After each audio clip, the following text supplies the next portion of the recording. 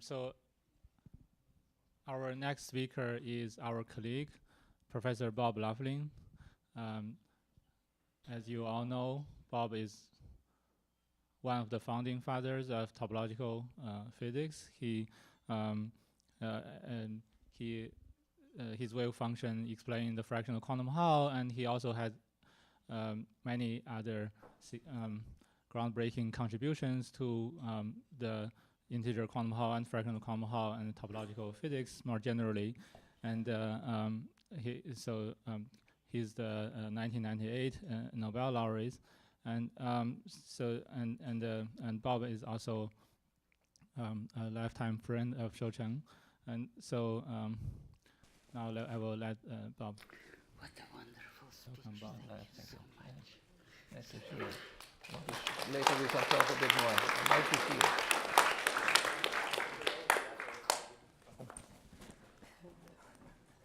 Sorry about that. So you will be recorded if you keep saying.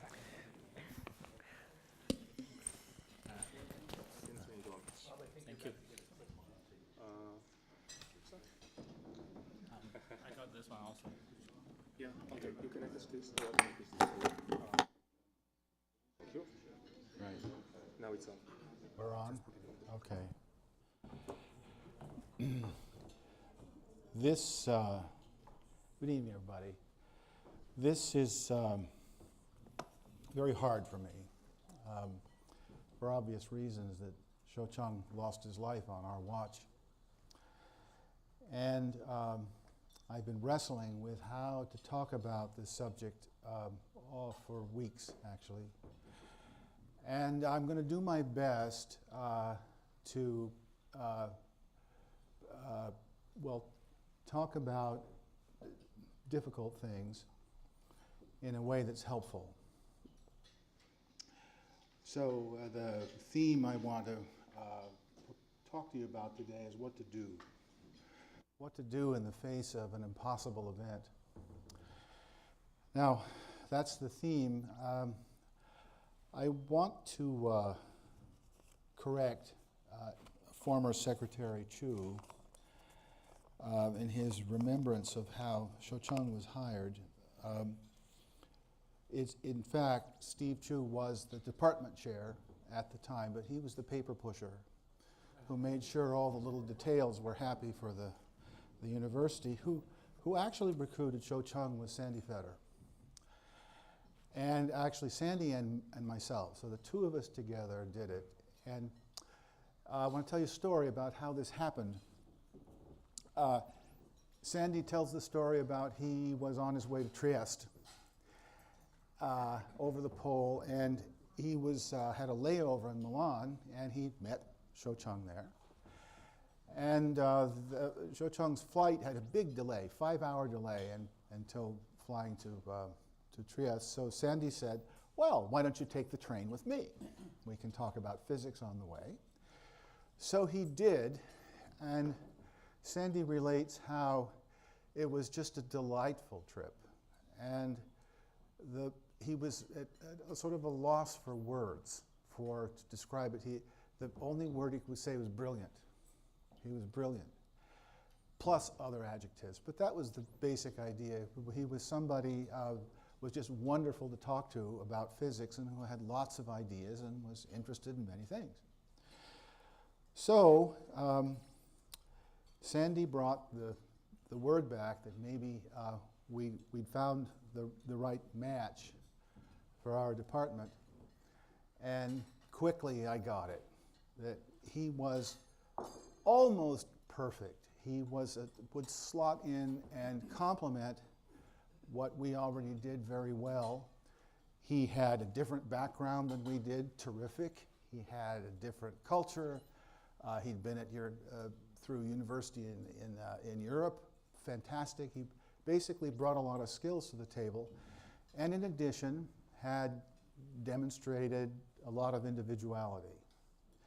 It's interesting and relevant to our discussions tonight that we didn't consider his credentials at all. It was not necessary. It was perfectly obvious meeting this person that he was a wonderful physicist and that would fit well. Later, of course, we looked at all that resume stuff and we put it in the university documents as formalities, but it was really pro forma. We made the decision that we had to have this man on the basis of himself, simply himself. Now, when this hire went through, you know the history. Needless to say, he met every single one of our expectations, both as a wonderful colleague and as a leader. He was a leader. And he transcended what we had expected. He became a superstar, and it was definitely international. He was a superstar on 3 continents.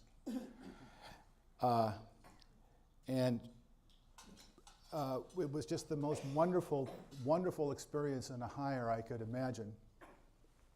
During this time, I had to discipline myself very hard to give him running room.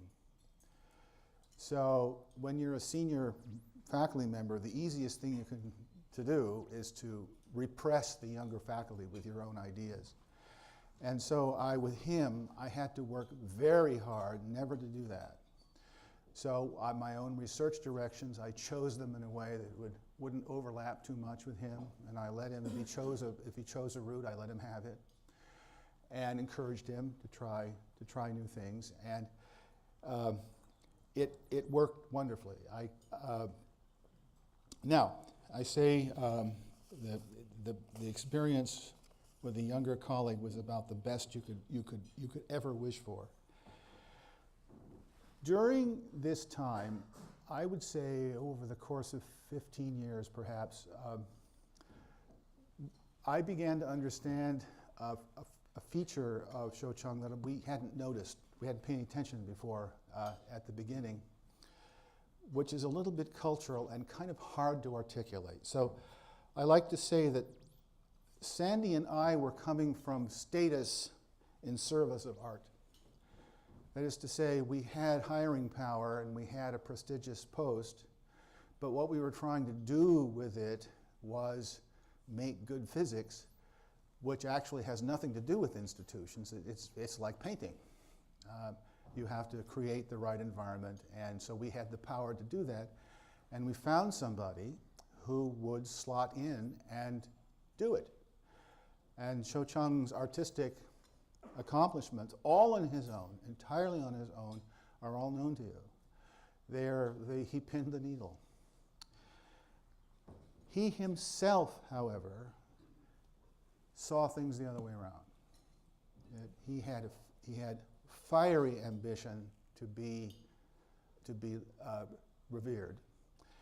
And I like to say, at least to us, interacting with us, he saw art in the service of status, not the other way around. Now, those two things are pretty much the same for operating until the going gets tough. And then there's a difference in the psychology of motivation. Now, when I say the going gets tough, you all know this because you're all physicists. The art of physics is very fickle, just like in painting. Sometimes it performs for you, sometimes it doesn't. And I think it's fair to say that every one of us who's serious is always sailing a bit close to the wind. We're always trying new things that are a little bit dangerous. And who among us hasn't had sleepless nights worrying that we were made fools of ourselves, or our work wasn't acceptable, or somebody ripped off our ideas, or we hadn't gotten credit properly for what we'd done, or worse, someone else had ripped off our ideas and gotten credit instead of us. Now, getting scooped. So all of us know how that works, and that there's a part of the psychology of being in the arts where you have to discipline yourself to back away from the brink. when that happens and realize that it's your competitive instinct talking, but it's also dangerous. Now, what happened in last year was that for him, these dark impulses got out of control. And as a result of this happening, which we didn't know, we lost a good man. You might even say, if I have a little alcohol in me, I will say we lost our best one. But let's just say for now that we lost a man we shouldn't have lost. And it was because of stuff happening in his life that isn't all that extraordinary. It just spun out of control. Now, many people have commented on the eerie similarity between what happened and a spate of suicides that we've had in our local high schools. Similarity both in having to do with assessments of self-worth that were hidden from everyone else, and also because the suicides were very public and very violent. Public and violent means they're statements of some kind. These are, of course, once the person has made the statement, you can't ask them why they made it.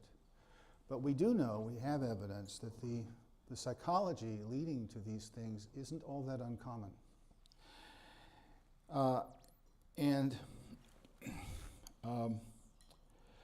In the case of our high schools, it was only stopped by fences and armed guards on the railroad tracks. So the favorite way of committing suicide was to stand in front of a trade. Jawboning didn't work. It actually took physical restraint to mitigate the problem. Now, in the light of the news that we'd lost him, everyone on my faculty had the same response, which if we had only known, we had no idea. We didn't know. We would certainly have intervened had we known.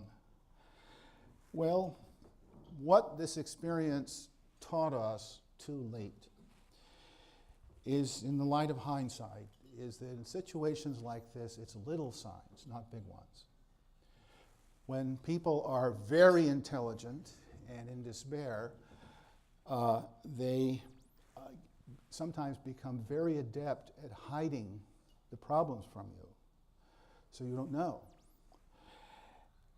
The clues that you have are always little clues, or can be little clues, and that's all you're going to get until the terrible thing happens. So I will confess to all of you that we ignored them. We ignored them. Why? Well, because they're little, and intervening in a colleague's personal life is extremely impolite, over the top impolite, and certainly with regard to research, it's an infringement of their personal space. And these are adults we're talking about, not children. We are not our brother's keeper. And that is the nut of the matter that I'm talking to you all about this evening. Did we do right?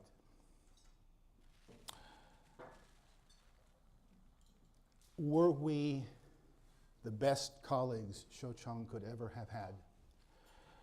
Or did we, to paraphrase Abraham Lincoln, lay a costly sacrifice on the altar of freedom? There isn't any answer to that, of course, because it's too late. When something really terrible enters your life like this, your immediate interactions try to make it right, make things right. Somehow make things right, make amends. But the terrible truth is that things like this cannot be made right. You can't make it right. Nothing you can do will make it right. because the damage is physical and it can't be undone. It's too late. So when this happens, your only recourse is to regroup and understand what happened and work very hard not to make the same mistake again. So that's what I wanted to share with you this evening, my own thoughts about this man whom I very much loved.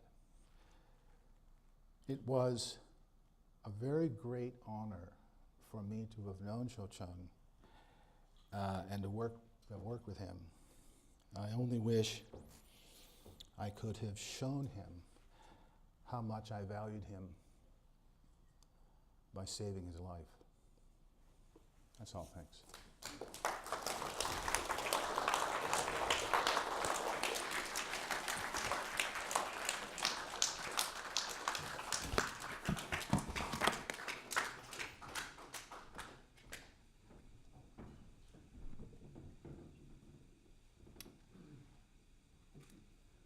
Yes, thanks, Bob, very much for the very moving speech and bring up all the questions that everyone should think deeply in our hearts.